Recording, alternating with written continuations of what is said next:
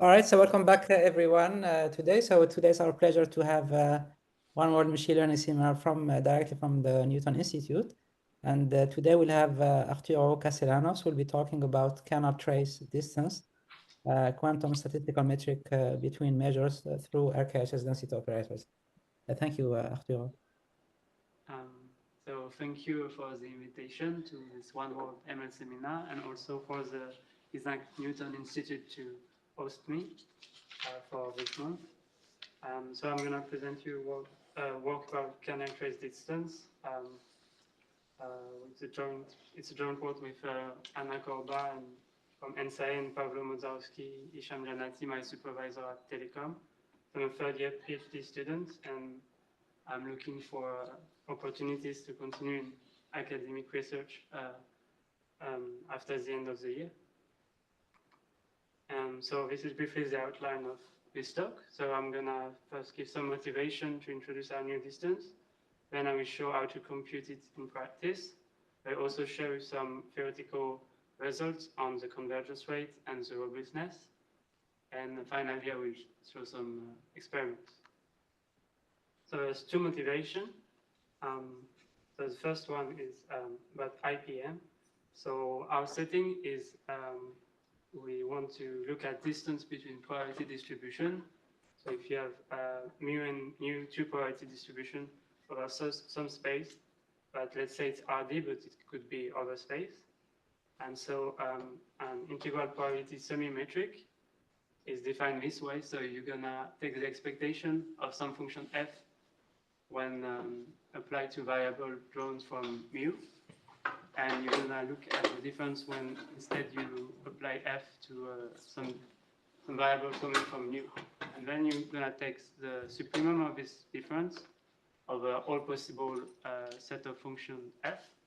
So if you choose a different set of function f, you will give you a different well-known distance. So if you pick a set of function of bounding function in some nice Hilbert space, which are some nice property called reproducing kernel Hilbert space, then you recover the maximum mean discrepancy. If you take functions which are one Lipschitz with respect to some cost distance c, you recover the one Wasserstein distance. And if you take function bounded in values between -1 and 1, you recover the total variation distance.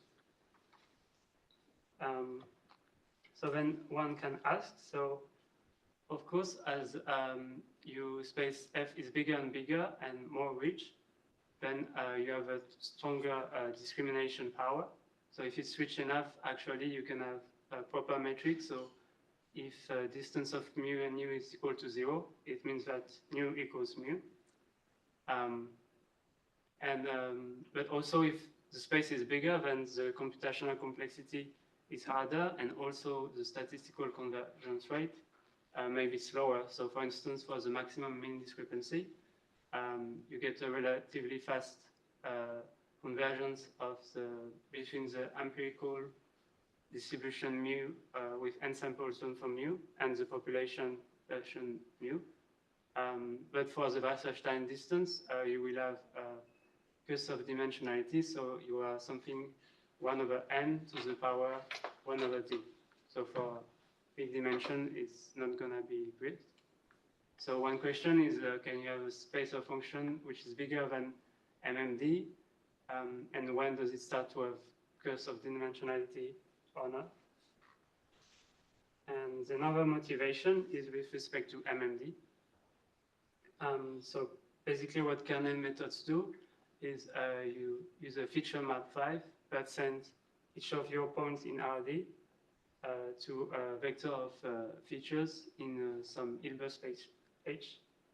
And then you can compute what is called the kernel inner product, K between x and y, which is just the inner product of phi of x and phi of y in the RKHS H.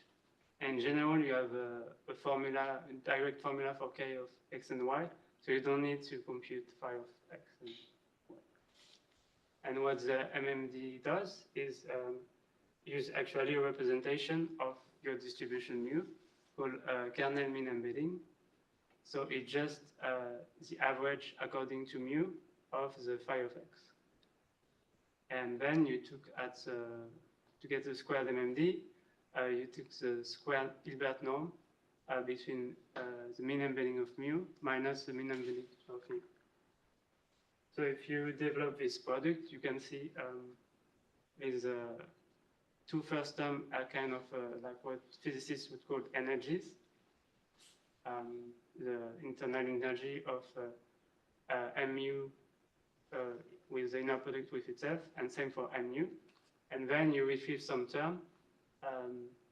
And if mu is close to mu, then you can imagine that it will cancel the two first terms. And it's easy to compute this inner product. It's just the double integral or double sum with the k of x nu. So, but one strange point is that mu and mu may not have the same order or the same norm. So you're comparing two embeddings which don't have the same norm. And that we will see as some impact later. So what I want to consider instead is different embedding. I will call it RKHS density operator, which is again as integral over mu, but of phi of x tensor phi of x instead of just phi of x.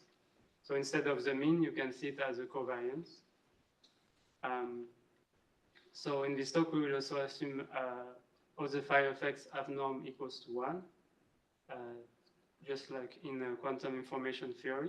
So this is true for many kernels, like the Gaussian kernel, the Laplacian kernel, the inverse multi-quadratic kernel. So this operator is positive semi-definite. And as you see, if you take the feature map, which is a tensor of 5, then it's also some kind of kernel mean embedding, but with a different associated kernel. It's with k square, because if you take the inner product of tensor product, you get the product of the inner product. And so this point of view was initiated by the work of Bach in 2022, where he applied the quantum Kullback-Leiber divergence on this operator. So the idea is not to see it as a mean embedding, but now that you have a positive semi-definite operator, covariance operator, then we can use all kinds of distances and metrics, which you apply to matrices and operator usually, which you wouldn't do on a vector representation.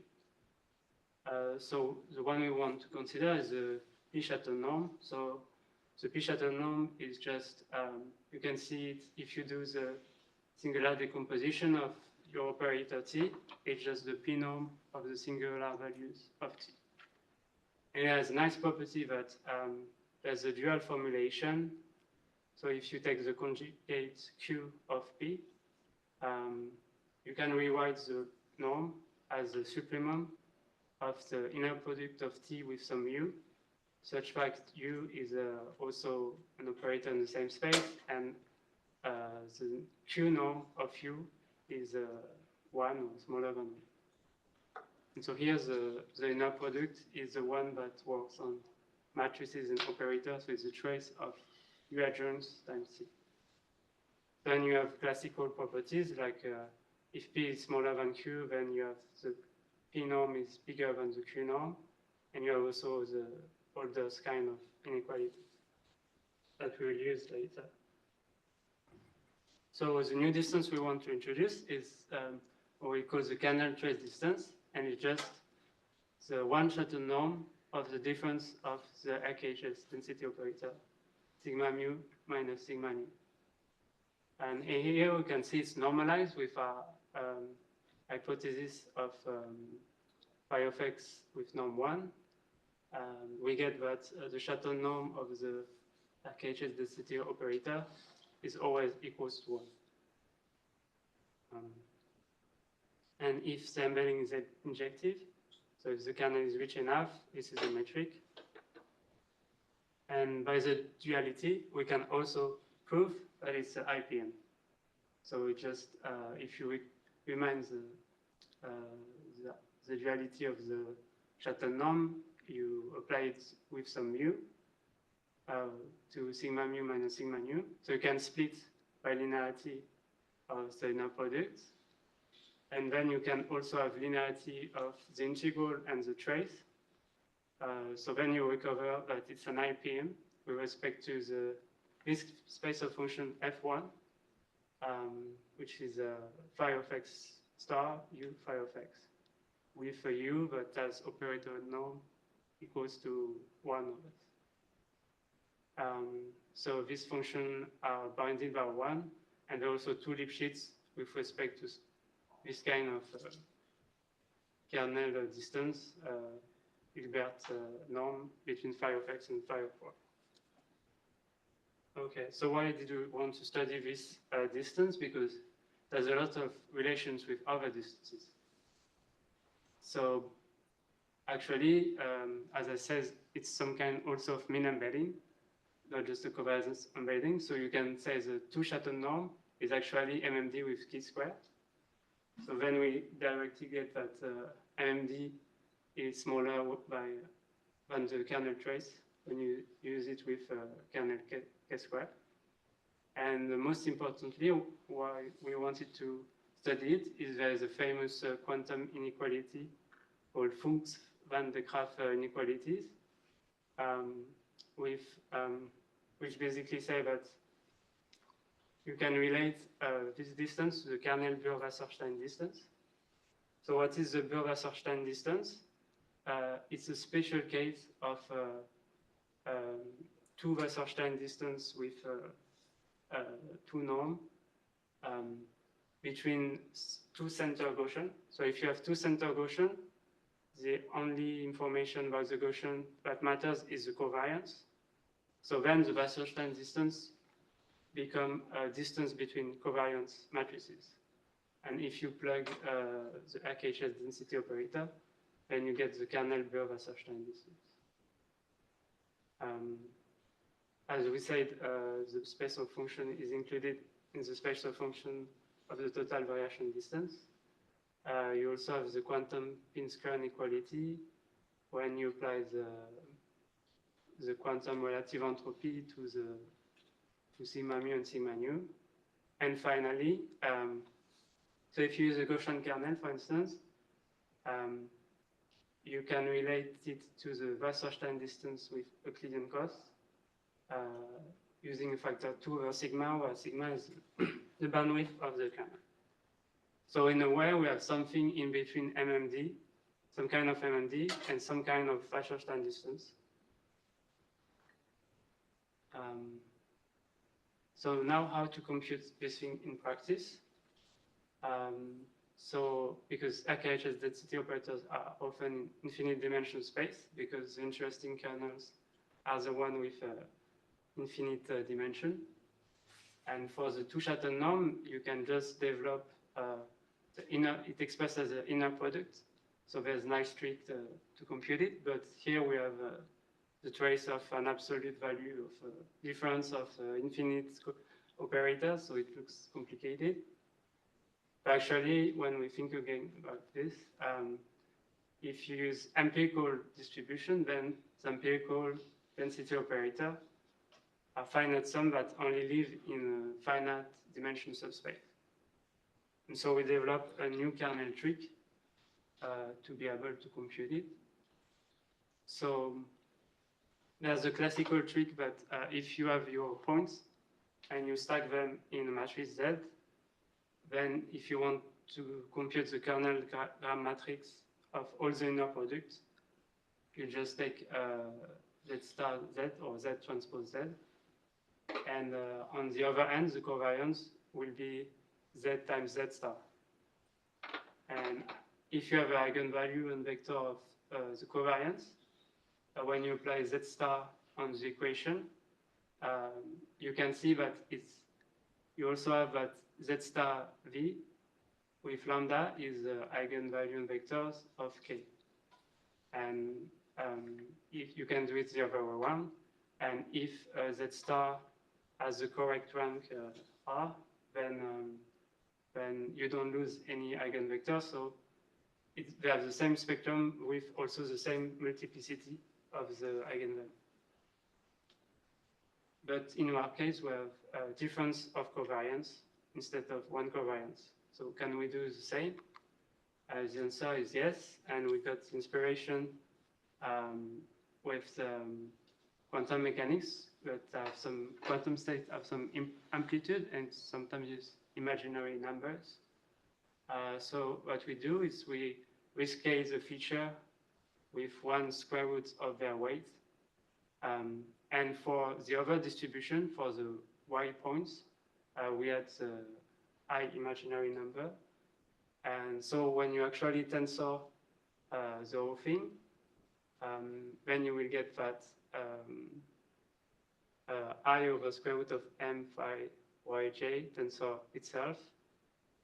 You just multiply the constant, so you recover minus 1 over m times the term that you find in the covariance. So then you can express sigma mu minus sigma nu as a ZZ star. So we say we wanted to have distinct points. So if you have just 2 points, you just use square root of 2n. You need to check your weights, but basically what you get is a difference kernel matrix that looks like this. On the diagonal, you have the usual kernel matrix of k of x, and then another block with minus k of y. And on the other blocks, you have the cross kernel matrix with some imaginary part. So it's a strange matrix which is symmetric, but not Hermitian, but still complex. But we know that there's the same spectrum as C, and C is nice. It has real eigenvalues. So there's no strange thing happening with this complex matrix. And if you do the singular value decomposition in cubic times, you can just get the values and compute the distance by taking the p norm. So now I want to talk about some theory. So what is the convergence rate of this kernel trace distance? So we have, again, a problem because we have infinite dimension. So we have infinite number of eigenvalues. We cannot, like the operator norm, just focus on the biggest one and do concentration inequalities. We cannot do the inner product trick like MMD. But what we can do is, well, first, if you think about it, that the trace is equal to 1, as we say, and the eigenvalue are positive, so the smallest eigenvalue should converge to 0.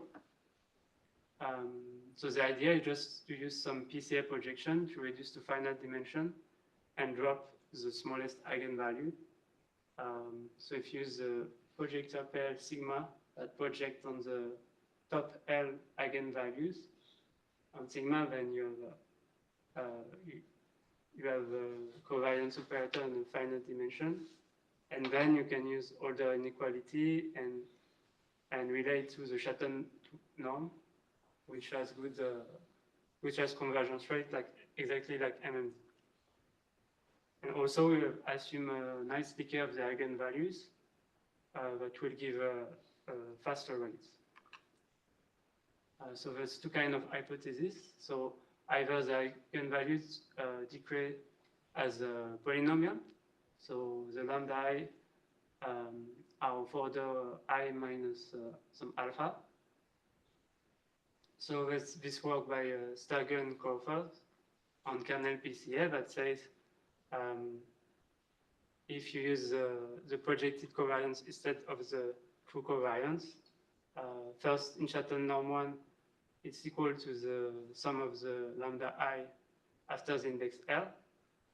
And actually this sum you can relate it to the integral of the polynomial decay function. So it's easy to bound.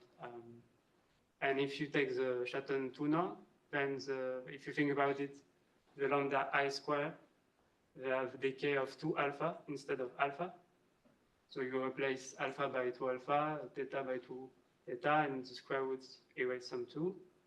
And this is the new result we get, is what happened when you mix, you use PL sigma on mu n on the populational sigma mu when you mix the two. And we got similar kind of rate. So the other hypothesis possible is also faster rate of exponential decay, and then it's really much faster.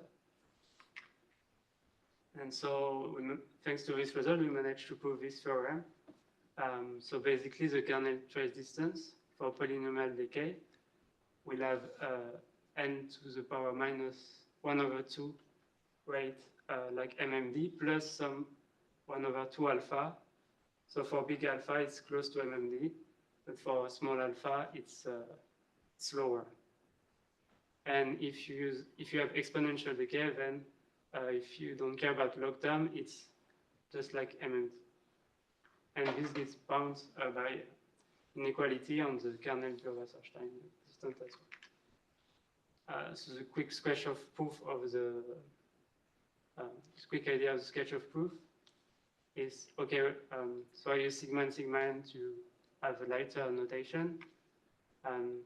So the first way, first we decompose using the projecting matrix of sigma n of sigma n, and then you have the term in between when you use the triangle inequality, where you have hybrid, you mix sigma projection on sigma n with sigma, or vice versa. So the first term we already saw the rate. The second, the last term, it's the same, it's just the empirical version. You can relate it by a result by Blanchard and others. And then there's the two other terms. For the two other terms, since you projected them on a subspace of dimension L, you can just order as inequality. And then, so you're gonna have the MMD rate with the Schatten 2 norm, plus you pay the cost of square root L because of the inequality. So you pay this extra cost. So then you have the second term is, the other term is also the same trick. And when you have everything, you have to pick L. So that's, so for the first and last term, it's good to have L as big as possible, has to be as close as the true sigma. But for the other term, you want L small because you project on this subspace. And if you, so okay, if you pick the right L, you get the theorem we showed before. And so now I want to show some robustness property. So first, again, compared to Wasserstein, so in this setting, we have a distribution P, but actually we replace epsilon proportion by another distribution C that contaminates it. So what happens if you replace P by P epsilon? We can show by the triangle inequality easily that it's going to be smaller than 2 epsilon. So it's relatively robust. If epsilon is small, does not going to change much your results.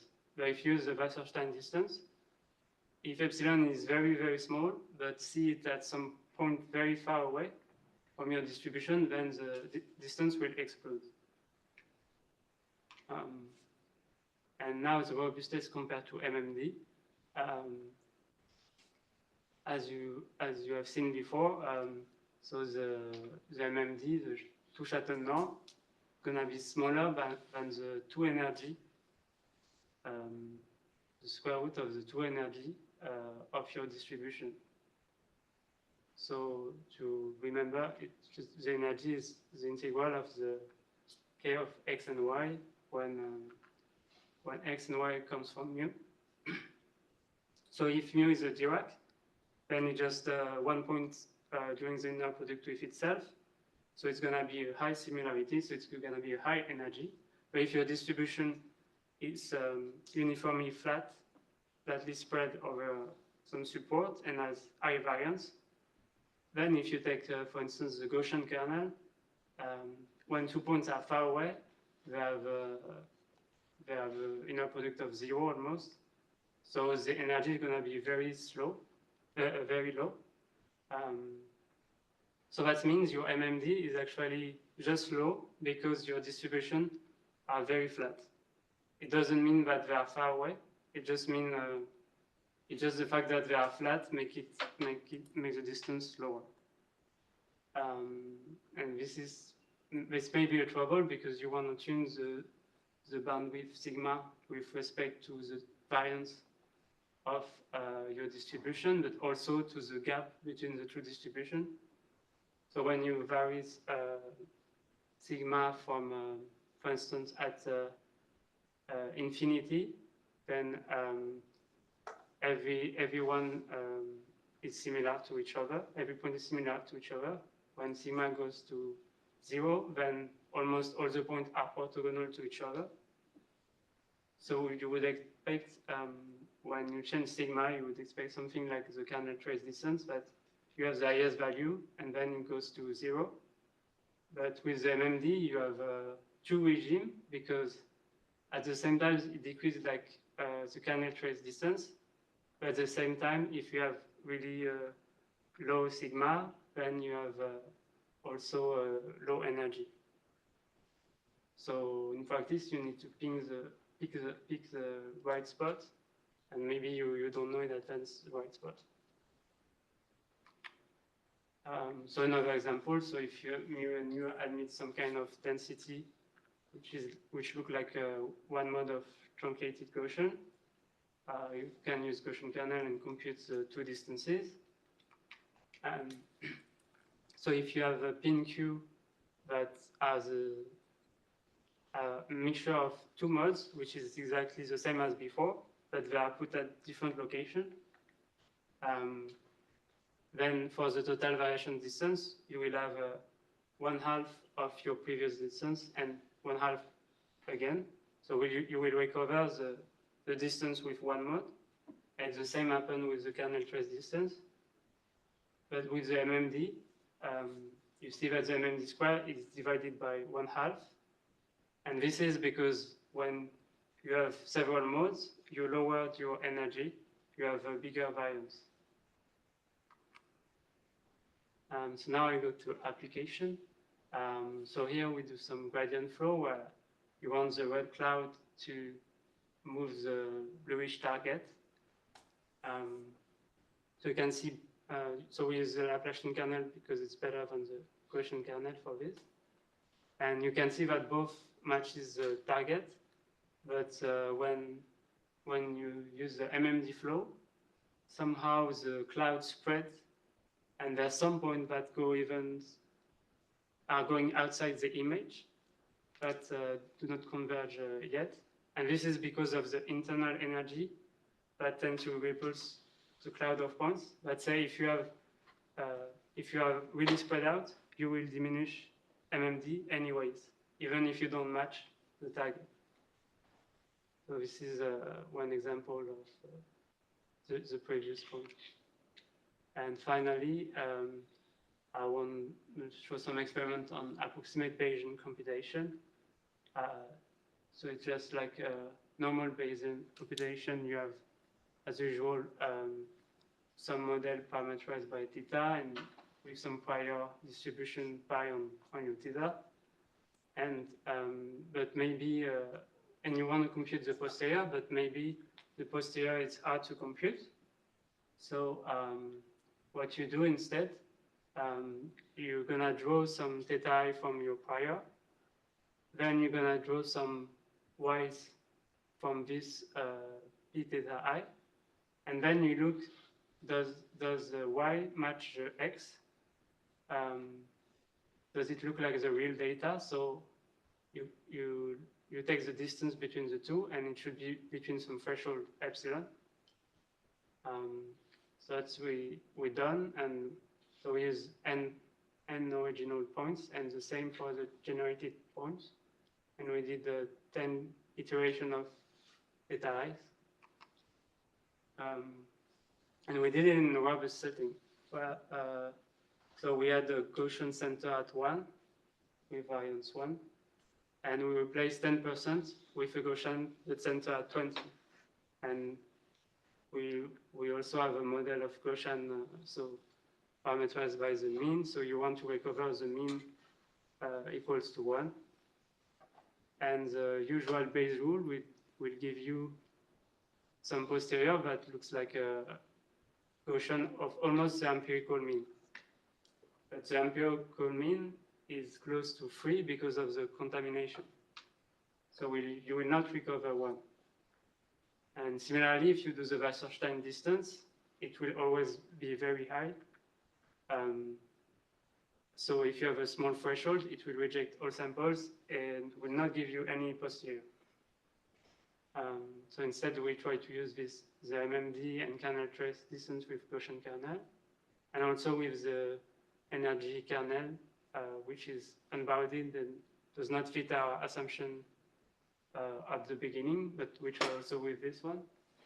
And we see with different thresholds that MMD accepts a lot of points because of what we say, because of the variance. It accepts even if the two distributions are not the same, are not close.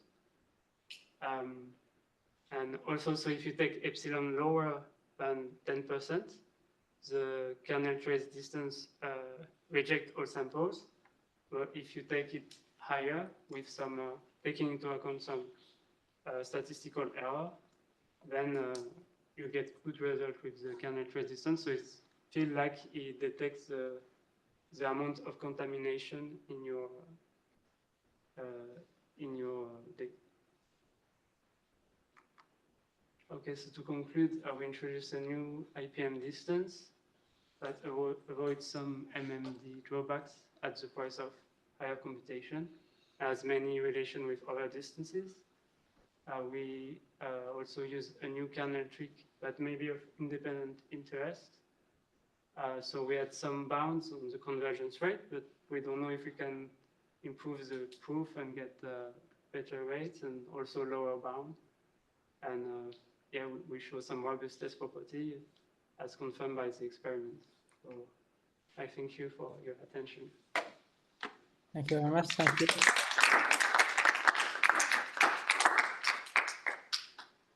Any questions from the online or in-person people?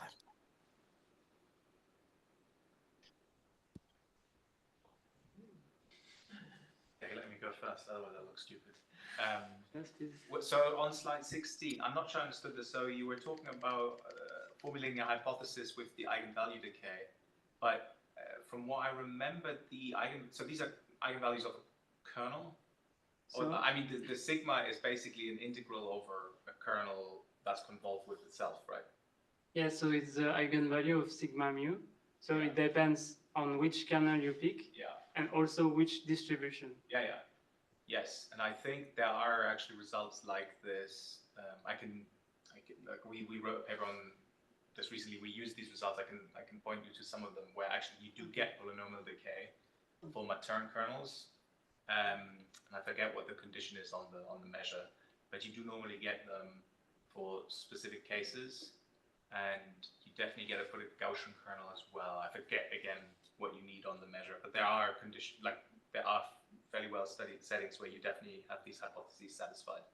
Yeah, interesting to know. I know it's for a unit cube with Gaussian kernel. It looks like you have a nice decay, but I didn't know about Matern and other distribution.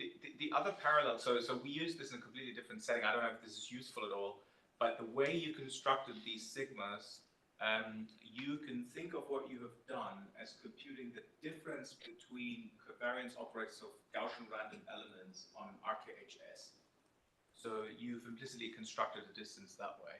I don't know if that gives you any further insight into the analysis. I can show it to you. It probably makes more sense to do that one-to-one. But what you're doing implicitly could be recast in this way. Yes, actually, when you do the Wasserstein on the RKHS, it's the kernel Wasserstein.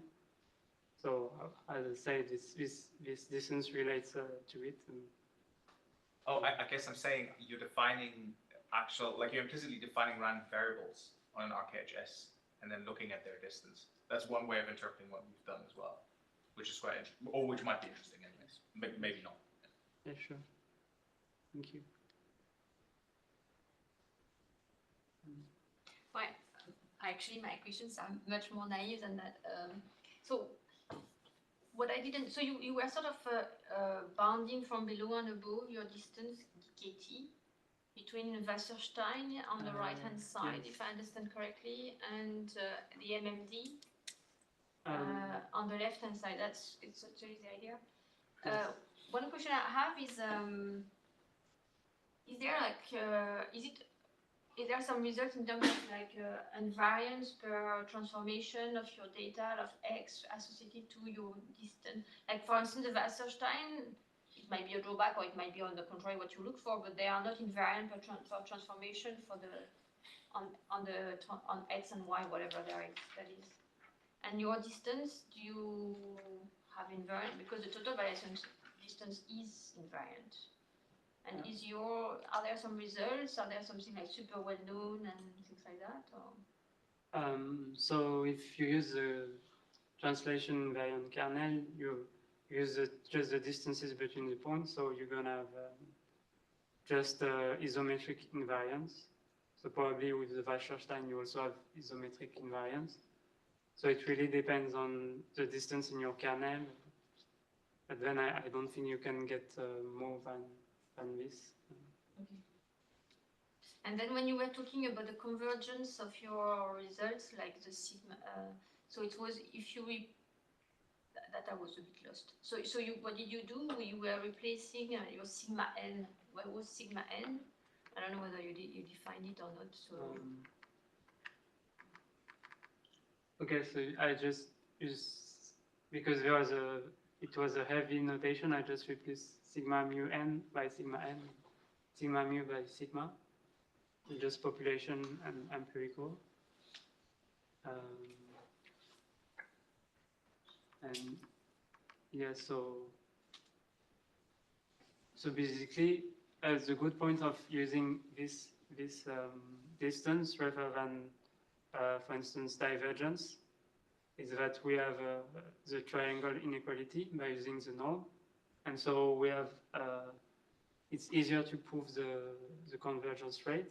You can just use triangle inequality. We also use it for the robustness. That's why we also try to do this distance. I hope it answers your question.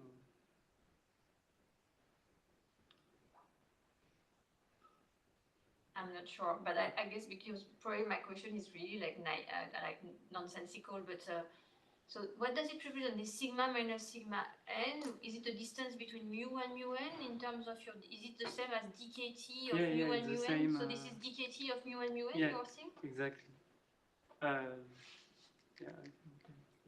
There's the same dkt of mu and mu n and the Schatten norm of sigma mu and sigma mu.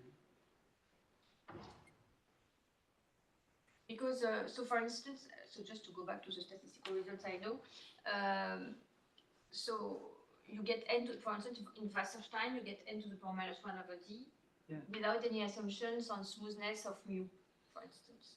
But then if mu is smooth, then you're not going to approximate mu by the empirical measure, you're going to approximate mu by something else, and then you get a better rate of convergence in Wasserstein.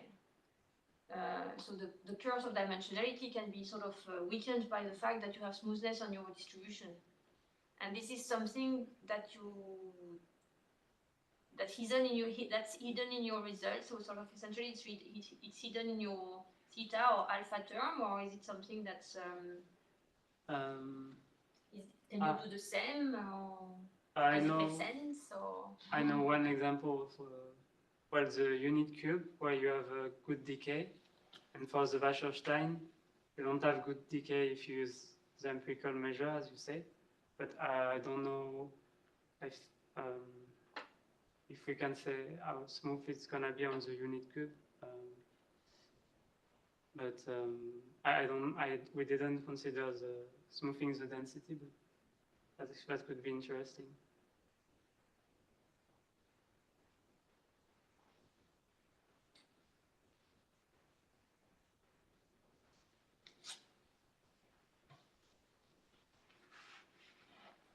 All right, other questions or comments?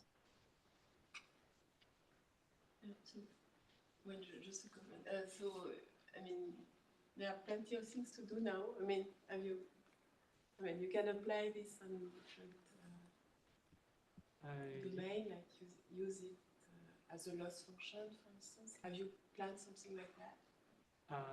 I was thinking of extending the kernel trick, and yeah, when we thought of experiment, we could think about using calibration or other things, but in the end, we focus on ABC. But yeah, sure, there should be many. You could use this now as a loss function in problems where you want to estimate the distribution. Yes, we saw it's in GAN, they use MMD GAN, things like this. Yeah, I would be happy if someone wants to use this system.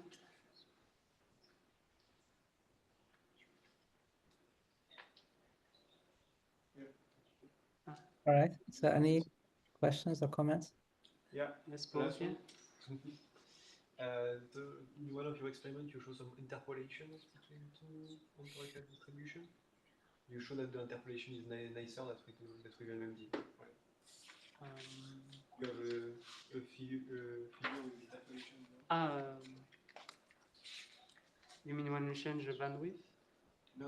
I mean when you transport the distribution. The particle flow? Yeah, the particle flow, exactly. I just wanted to know how easy it is to compute. Like, is it like the interpolation between the... So here it's n cube instead of n square. So instead of n square, MMD is n square. MMD is n square because we have a bigger space on function, it's harder, and we have n cube complexity. So depending on the size of n, the setting, it's maybe better to choose one or the other. Okay. So n cube is for you, and okay. And Wasserstein is also n cube. N cube as well. Yeah. That's correct. N cube is not that big. Okay.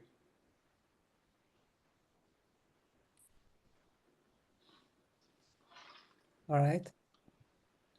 Since there are no further questions, then either online or in person, right? Yes. Okay, let's thank the speaker. Thank you very much to everyone, and see you soon. Yeah, thank you. Thank you.